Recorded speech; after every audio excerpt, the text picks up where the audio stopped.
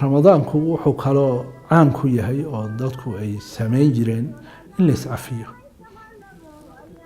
cafintuna ma aha daciifnimo, cafintu waa haldoornimo, waa geesinimo. qof fulaya wax ma cafiyo, waayo waa qof baqaya. cafintuna ma ahan wax hal mar dhaca. cafintu waxay ahayd in weligeed ay jidho jacaylna uu ka dhasho.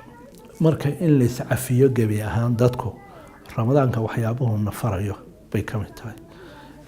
cafintuna waxa weeye dabarkii shalay dhacdadii dhacday, dabarkii ay nagu xirtay inaan iska jarno oo aanu timaadada future fiican aanu isla raadsanno.